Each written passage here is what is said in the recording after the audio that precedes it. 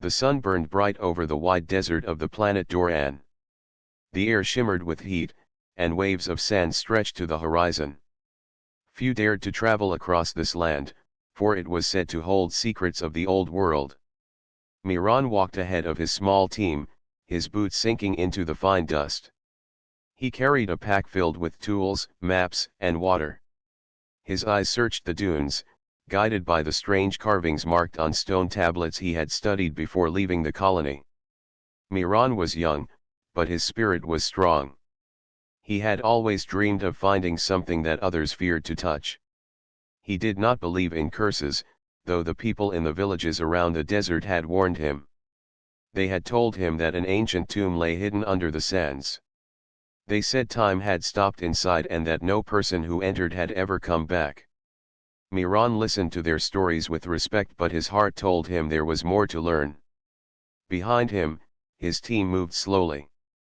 There were 4 with him. Darren, strong but doubtful.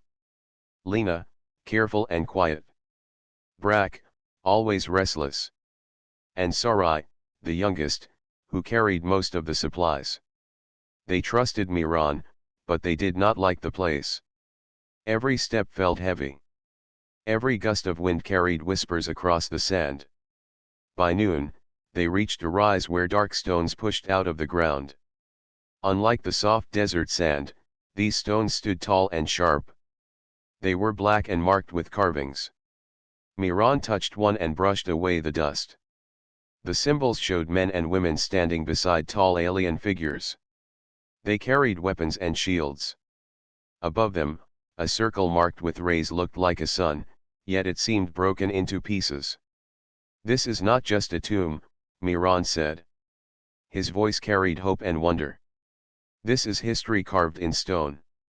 Humans once stood here with others. Something happened that the galaxy has forgotten."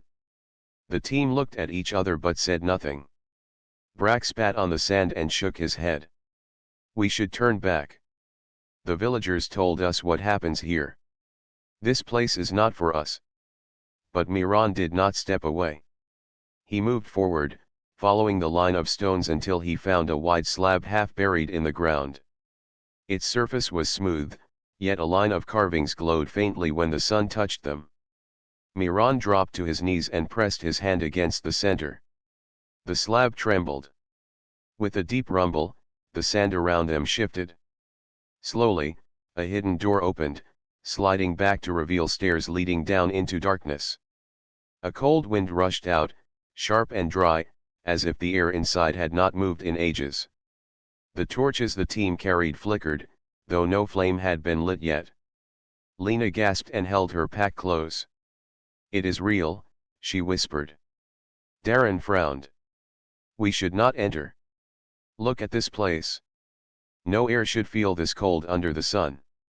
It is not natural." But Miran's eyes were bright. He stepped closer, standing at the edge of the stairway. He felt no fear. Instead, he felt as if he had been called. The carvings, the stones, the strange air, all told him this place was waiting for him. He turned to the others. "I came here for this. I will go down. You can wait if you wish, but I must see what lies within." For a long moment, none of them moved. The desert wind blew over the stones. Then Sarai stepped forward and nodded. "If you go, I go." Darren sighed and followed, though his eyes stayed wary. Lena shook her head but could not leave Miran alone. Even Brack cursed under his breath and joined, for he feared being left in the open desert more than entering the tomb. Together they lit their torches. The fire burned steady though no air seemed to move. Slowly, they began their descent. The stairs were wide, carved of stone smoother than anything they had seen before. The walls were covered in strange designs. Some showed battles, others showed stars and planets connected by lines. It was as if the builders wanted to tell a story through pictures. The deeper they went, the colder it became. The sound of their boots echoed far. No insects, no water, no life stirred within. It felt as if they were walking into a place outside the flow of time. At last they reached the bottom. Before them stretched a vast doorway, tall as a tower and sealed with a heavy slab. On its surface was carved a circle, split into many parts like pieces of a broken clock. Miran raised his torch. His voice was steady. "This is the ancient tomb. The place where time stood still." The team looked at one another, fear and awe in their eyes. They had found what no one else dared to seek. Yet none of them knew what awaited beyond the sealed door. Miran placed his hand on the cold stone, and for the first time in his life, he felt the weight of history pressing down on him. The heavy stone door gave way with a slow grinding sound as Miran pressed his palm against the carved circle. Dust rose in the air but quickly fell back as if even dust was not free to move in this place. A narrow opening appeared, and a strange pale light spilled out. It was not fire, nor was it the glow of any machine they knew. It was a quiet light that seemed to come from the walls themselves. Miran stepped through first, holding his torch though it was not needed now. His heart pounded, not with fear, but with the weight of discovery. The others followed in silence, each feeling the same pressure of something greater than them. The chamber inside was vast. The roof rose high above their heads, carved with stars and moons. The walls were lined with statues of tall alien figures holding weapons shaped like spears but with sharp ends of crystal. They stood in lifelike poses, eyes forward, as if watching all who entered. Their armor still gleamed though countless ages must have passed. Lena walked close to one and raised her hand, but Miran stopped her. "Do not touch. They may not be statues at all." Her hand froze in the air. She pulled it back quickly and stepped away. The group moved deeper and reached the central hall. What they saw there stole their breath. All across the wide floor stood soldiers, frozen in mid-battle. Some were human, dressed in armor of iron and steel. Others were aliens with skin of stone, wings of bone, or tall frames wrapped in cloth. Each figure was locked in motion, blades raised, shields lifted, mouths open in silent cries. It looked as if a battle had been stopped in a single heartbeat and never allowed to finish. Darren shook his head slowly. "This is not possible. No body could stand for so many years like this. Not even bones would remain." Miran walked among them, his torchlight falling across their faces. They were not statues. Their eyes still held life, though it was faint. One soldier's hand trembled slightly, as if a muscle tried to move but could not. Another's lips seemed ready to form words yet remained frozen. "It is not death," Miran said. "It is time itself. Time is broken here." The cold air pressed against their skin. The silence was deeper than any silence they had known. No sound of breathing came from the frozen soldiers. No dust drifted through the air. Even the flame of the torches burned too steady, not flickering as fire should. Brack grew restless. He kicked the floor and muttered, "This is wrong. We must leave. Nothing here is safe." But Miran did not listen. He was drawn forward, past the frozen fighters, until he reached a wide platform at the end of the hall. On it stood a great throne carved of black stone. Upon that throne sat a figure taller than any human, its body wrapped in a cloak of silver threads. A crown rested upon its head, and in its hand was a staff made of crystal. The figure did not move, yet Miran felt a pressure in the air around it, as if the entire hall existed because of this being's power. Sarai whispered, "Who is it?" Miran shook his head. "A ruler. A guardian. Perhaps the one who stopped this battle long ago." At the base of the throne lay more carvings, lines of strange symbols. Unlike those outside, these symbols glowed faint blue. Miran bent down to study them, tracing the patterns with his eyes. He could not understand the language, but he felt the meaning in his mind.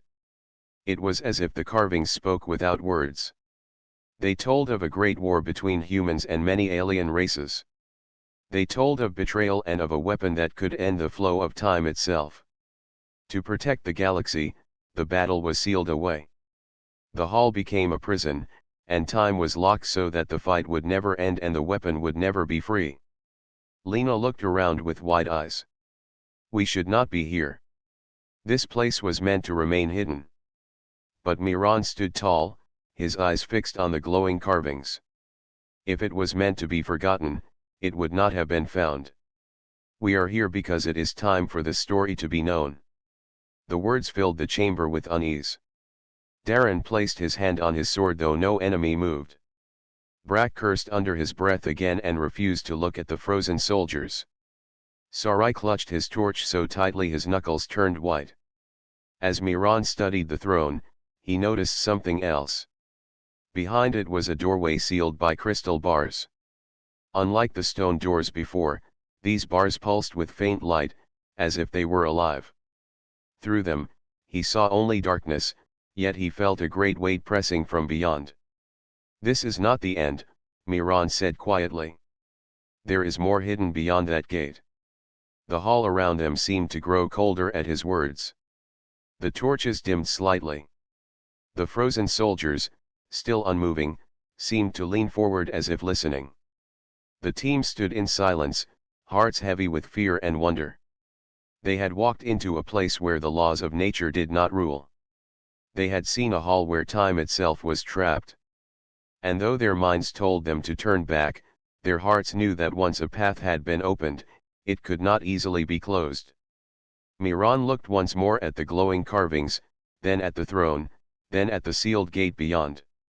His voice was steady though soft. This is only the beginning. The sealed gate behind the throne gave off a faint hum. The sound was so soft that only Miran seemed to notice it at first. He stepped closer, his torch raised high, though the crystal bars needed no extra light. They glowed on their own, pulsing as if they were alive. His hand reached out but stopped just before touching. The air around the gate felt heavy, like a storm pressing down. Before he could take another step, the floor beneath them shook. The statues along the walls did not move, nor did the frozen soldiers, yet the light in the chamber grew brighter. The carvings at the base of the throne flared with blue fire, and the silver-cloaked figure sitting upon the throne seemed to awaken.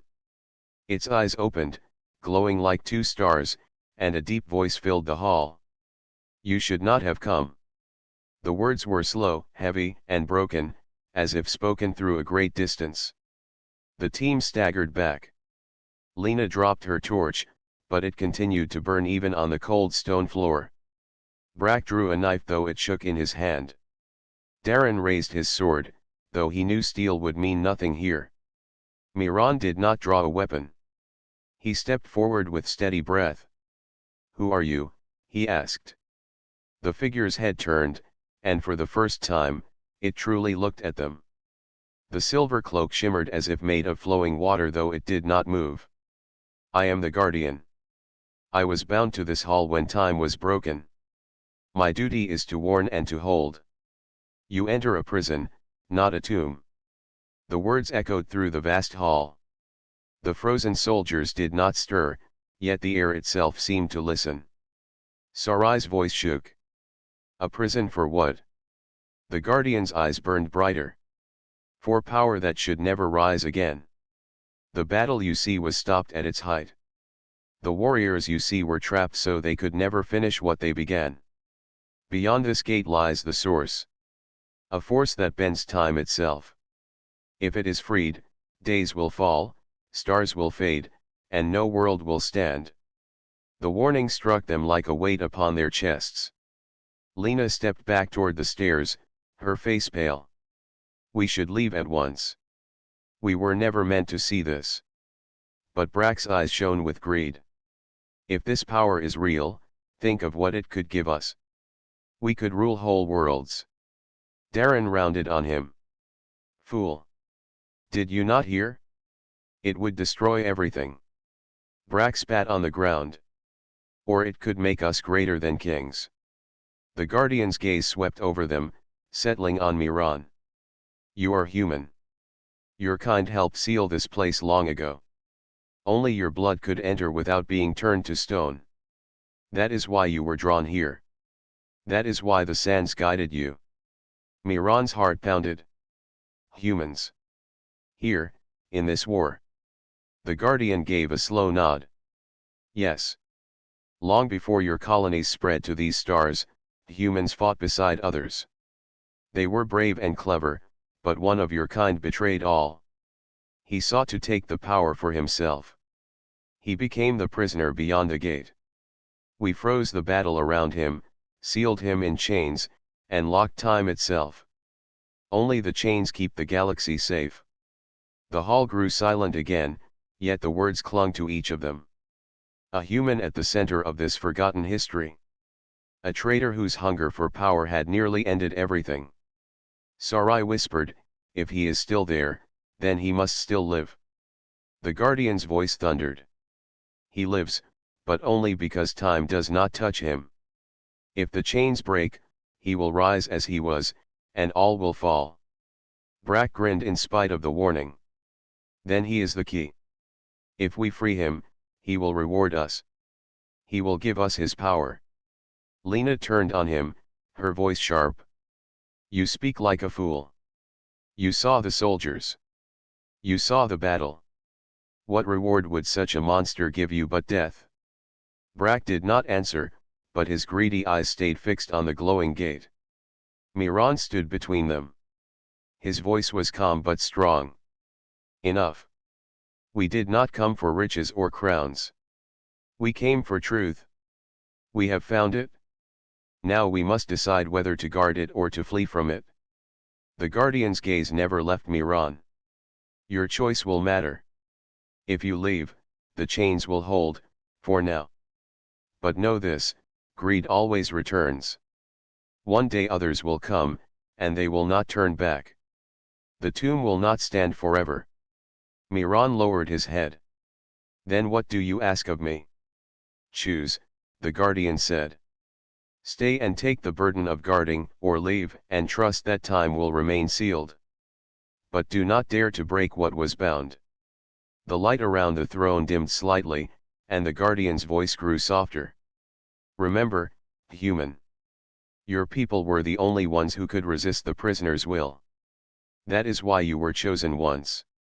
That is why you are here now." The fire of the torches flared as if answering. The hall fell silent again, yet the weight of the warning hung heavy on every heart. Miran looked at his team. Fear, greed, doubt, and duty all showed in their faces.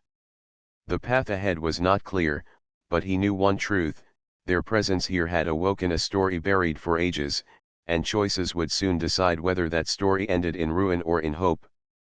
The Guardian's words weighed on them like chains. The hall felt colder, and the torches burned low though their fire had not lessened. The gate behind the throne continued to hum, its crystal bars glowing faintly as if holding back a storm. Miran stepped closer, drawn by a force he did not understand. He felt as if every step carried him deeper into the past of his people. The glow of the carvings at the base of the throne spread across the floor, forming lines that pointed toward the sealed gate.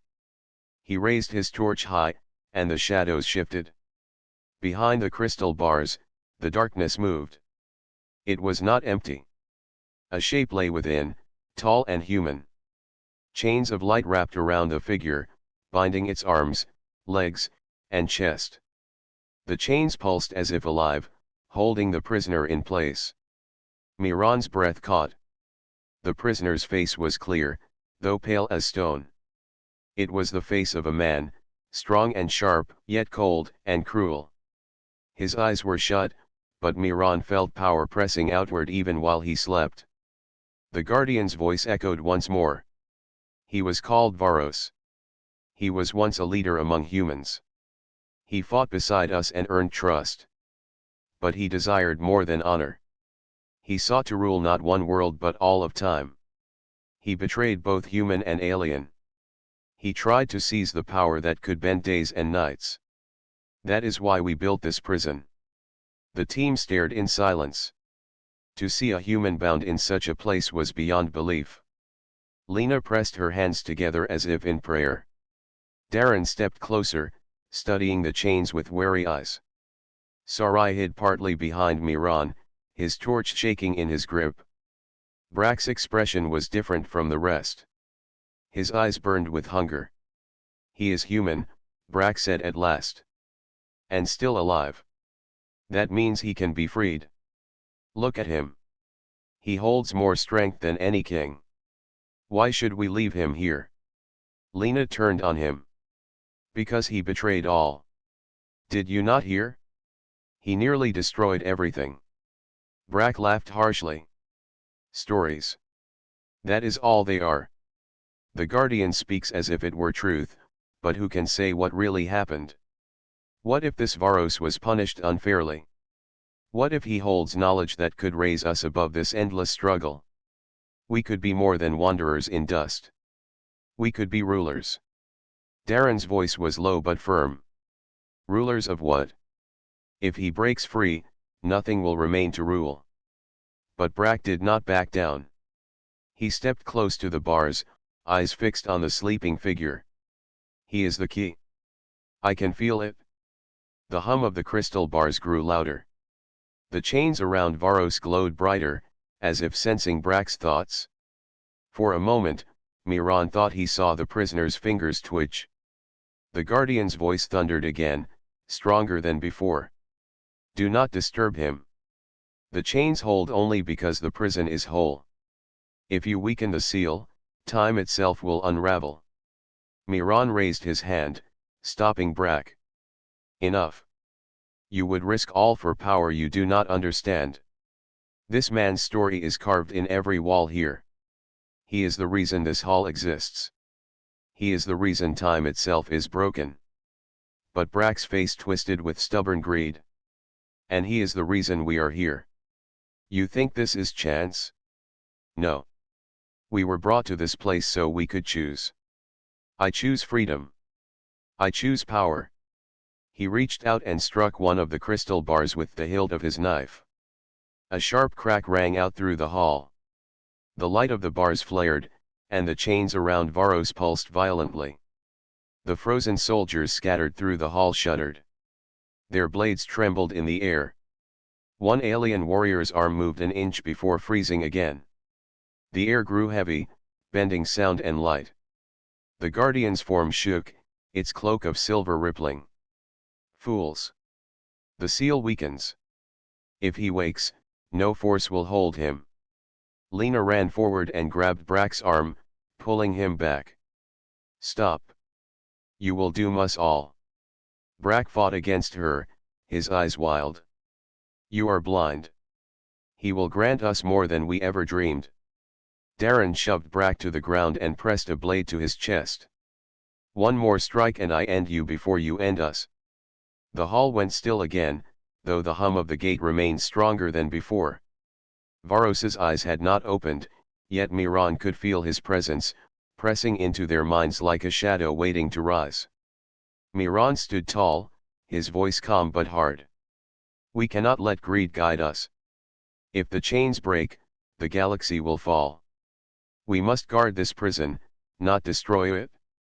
The Guardian's glowing eyes fixed on him. "Your heart is steady. You understand. But the chains grow weaker with every touch. You must decide quickly. Stay and protect, or flee and leave others to carry the burden. Know this, the prisoner listens. He hears every word, even in sleep." The thought chilled them. Miran stared at the bound figure, the human who had betrayed all. Varos did not move, yet Miran felt as though those closed eyes were already watching, waiting for the moment the chains failed. The desert above felt far away now. The air was thick, the silence sharp. Their choices weighed heavier than stone. Miran spoke at last, steady and clear. "If he is awake enough to hear, then he knows this. We are not his servants. We are not here to set him free. We are here to stop him." For a moment, the chains glowed brighter, as if the prisoners stirred in anger. But they held.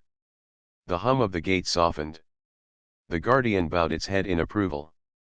Yet Miran knew the struggle was not finished. Brack's greed was not gone. The chains were not eternal. The time prison was strong, But no prison lasted forever. The hall stood in tense silence. The torches gave off a steady glow, but the air felt too still. The hum of the gate behind the throne had grown louder since Brack's strike. The chains around Varos pulsed with an uneasy rhythm, as if warning them of what could happen if the seal weakened further. Miran stood between Brack and the crystal gate, his hand on the hilt of his tool, though he knew no blade or hammer could match the force contained within. His voice was calm but sharp. "You will not touch the seal again. If you do, you put us all at risk." Brack rose slowly from the ground where Darren had pushed him. His eyes still glowed with desire. "Risk brings reward. Look at him, Miran. He is not dead. He is waiting. Why do you fear what is meant for us to claim?" Darren kept his sword pointed at Brack's chest. "You are blind. You only see your own hunger. If you break the chains, we will all die before you take a single step into glory." Lena moved closer to Miran, her voice filled with worry. "We should leave this place. It is not meant for us. We have seen too much already." But Sarai shook his head. "If we leave, others may find it. What if they choose greed as Brack has? What if they succeed in breaking the chains? We cannot walk away." The group stood divided. The pressure in the air thickened as if the hall itself weighed on their shoulders. The frozen soldiers around them flickered faintly, their arms and blades shaking like figures caught between waking and stillness. Then the guardian's voice rang out once more, louder than before, echoing through the chamber. "The seal weakens. Already the prisoner stirs. Choose your path now. Protect the chains, or abandon them. But know this, if the chains break, you will not have time to flee." The words had barely faded when Brack lunged forward again. He shoved past Darren and swung his knife at the glowing bars. His blade struck one with a sharp crack, and light burst across the chamber like lightning. The ground shook violently. The frozen soldiers groaned as if thousands of voices tried to rise at once. Miran grabbed Brack's arm, but it was too late. The damage was done. One of the crystal bars split, its glow flickering. The chains around Varos stretched and strained, their light dimming for a moment before tightening again. But it was clear the prison was no longer whole. Varos's eyes opened. They glowed with pale fire, and for the first time, his presence filled the hall like a flood. The air grew heavy. The torches bent as if time itself was slowing around them. Sarai dropped to his knees, clutching his head as if voices whispered into his mind. Lena cried out as her torch froze in midair, the flame unmoving though she still held it. Brack smiled in triumph. "He wakes. He is with us now." But Varos did not speak to him. His gaze fell instead on Miran. Though chains still bound his body, his voice rose in every corner of the chamber, clear and strong. "Another human. At last. Tell me, boy, do you know why you are here? It is because you carry the same strength I once carried. The others fear it, but you will understand." Miran clenched his fists. "I understand only this. You betrayed both human and alien. You are bound here because you sought to rule all of time." Varos's smile was cold. "And is that not what every leader seeks? To control, to shape, to rise above? Why bow to chains when you could hold the stars in your hands?" The chains around him rattled, shaking against the crystal gate. The guardian appeared once more, its form flickering as if weakened. "Do not listen. His voice bends truth. His words are poison. He will twist your will as he twisted the galaxy long ago." But Brack had already fallen to his knees, his head bowed as if in worship. "Great Varos, I will serve you. Free yourself, and I will carry your banner. I will follow you to every star." Varos's glowing eyes turned to Brack, and for a moment his smile widened. "Yes. I can feel your hunger. You will be useful." Miran felt anger rise within him. He turned to his team, his voice strong. We cannot let him break free. We must act now. Help me strengthen the seal before it is too late. Darren nodded at once, his sword ready. Lena lifted her torch with trembling hands. Even Sarai, still shaken, forced himself to stand. But Brack only rose with new fire in his eyes, standing between them and the gate. You are fools, Brack hissed. You would throw away a gift greater than any treasure. He offers us power beyond kings and you would lock him away again. Miran faced him squarely. Power that destroys is no gift. You think he will share it, but he will consume you the moment he is free. The hall quaked again. The frozen soldiers began to move more clearly, their armor clashing faintly as time shifted around them. Varos raised his chained arms, and the chains groaned as though they could not hold much longer. The guardian's voice rang out in desperation. The seal breaks. Choose now, or all is lost. Miran's heart pounded. He knew there was no turning back. They stood at the breaking point. One path would lead to ruin, the other to sacrifice. He gripped his torch and stepped forward, ready to fight both Brack and the prisoner if he must. The fate of the galaxy balanced on the next breath. The hall shook as if the world itself was breaking apart. The chains that bound Varos blazed with violent light, fighting to hold him, but each pulse grew weaker. The frozen soldiers around the chamber began to stir. Their arms twitched, their armor rattled, and their mouths opened in silent cries that echoed without sound. Miran stood firm, though fear pressed against his chest. He lifted his torch and turned to his companions. We must act now. If the chains break fully, all is lost. Darren raised his sword, his jaw set. Then we fight to hold the seal, no matter the cost. Lena clutched her torch tight. Her voice shook, but she nodded. I will stand with you. Sarai's face was pale, but he stepped forward. Tell me what to do, and I will do it. Only Brack stood apart.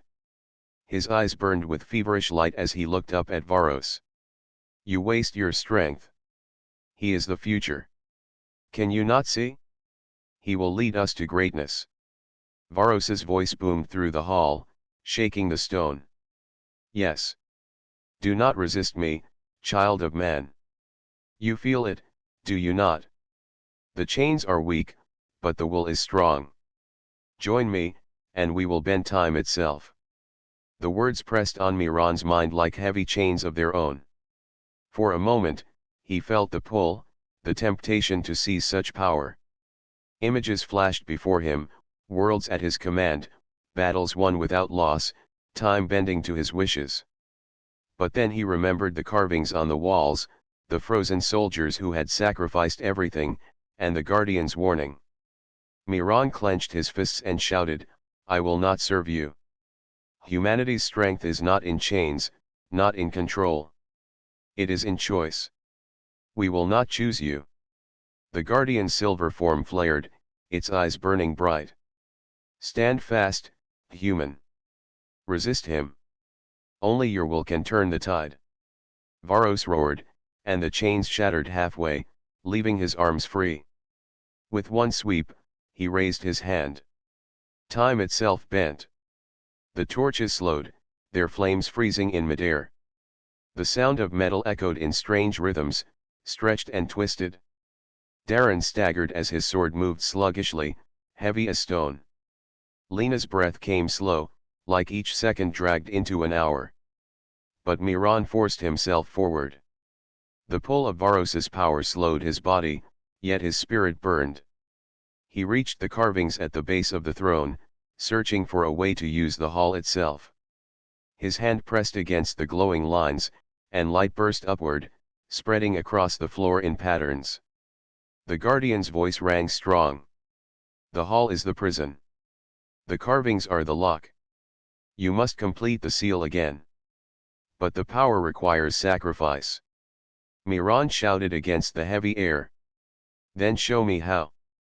The guardian's form wavered but pointed toward the glowing lines. The artifacts you took, the weapons, the tools. Give them to the seal. Return what was stolen. Only then will the lock hold. Miran turned to his team.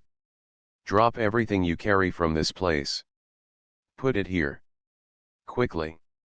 Lena and Sarai obeyed at once. They threw their small relics and fragments onto the carvings.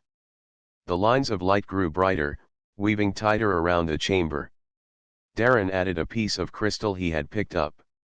But Brack refused. He clutched a dagger of black stone close to his chest. No, Brack hissed. This is mine.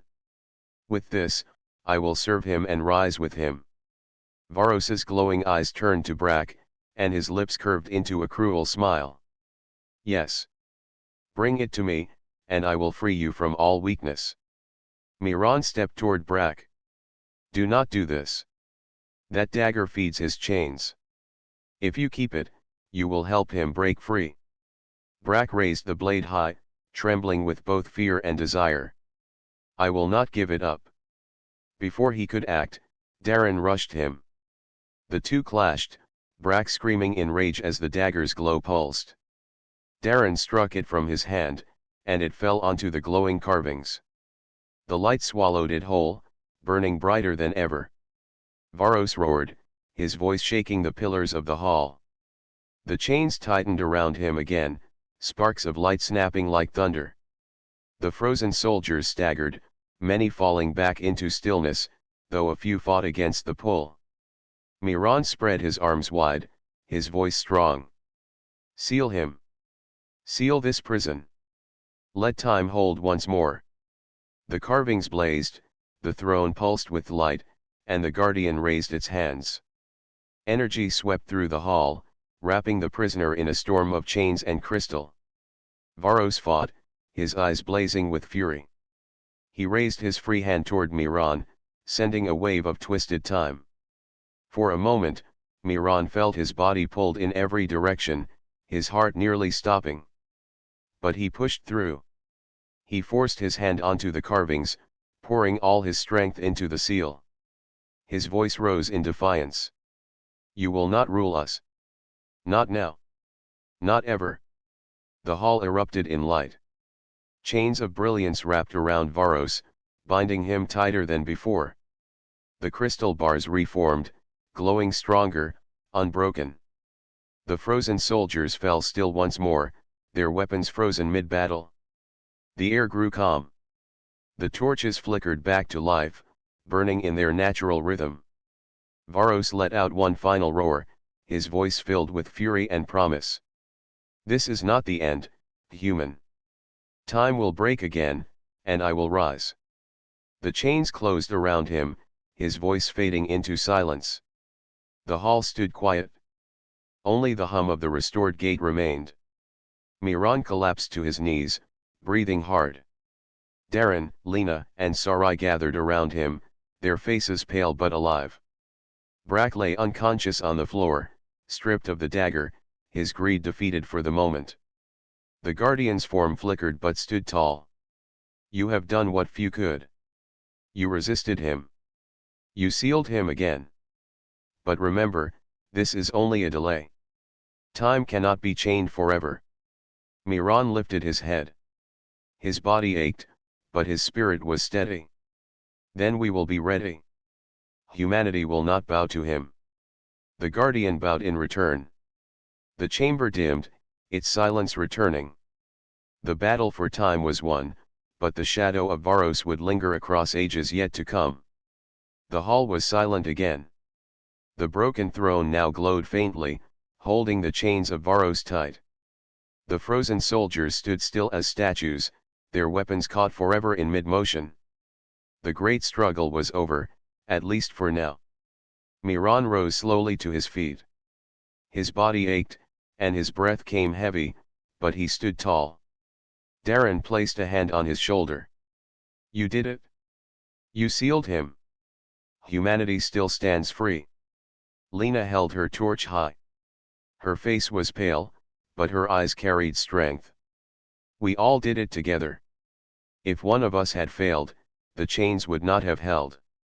Sarai knelt beside Brack, who lay on the ground, his chest rising and falling. "What about him?" Sarai asked softly. Miran looked at Brak. He saw not just betrayal, but also weakness, fear, and the hunger for power. "He will live," Miran said at last. "But his path is his own. Perhaps he will learn from this." The guardian's silver form shimmered nearby. Its voice carried both pride and warning. "You have resisted him today. You have delayed his rise. But know this, Varos is not gone. Time cannot erase him fully. One day, the chains will weaken again." Darren frowned. "Then what was the point of all this? Did we fight only to delay him?" The guardian's eyes burned with light. "Every chain matters. Every delay gives your kind more time to grow, to rise, to prepare. Humanity is still young compared to what lies hidden in the deep halls of time. But you have proven today that your will is not weak. That is your true power." Miran nodded. "Then we will not waste this time. We will prepare. When he rises again, we will be stronger." The guardian bowed and slowly faded into light. The hall dimmed, and the carvings sank into silence once more. The group turned back toward the path that had brought them here. Their torches flickered against the walls, casting long shadows. Each step away from the throne felt heavy, as if the hall itself wished to hold them. But they pressed on. As they reached the surface, the first light of dawn touched the ruins above. The air was crisp and cool, a welcome change from the heavy air of the chamber below. The sky stretched wide, painted with orange and gold. For a long moment, none of them spoke. The silence was not empty but full of meaning, of memory, of the weight of what they had done. Finally, Lena whispered, "It feels strange. The world looks the same, but everything has changed." Miran looked across the land. He thought of the frozen soldiers, of the guardian, of Varos's voice that had shaken the air.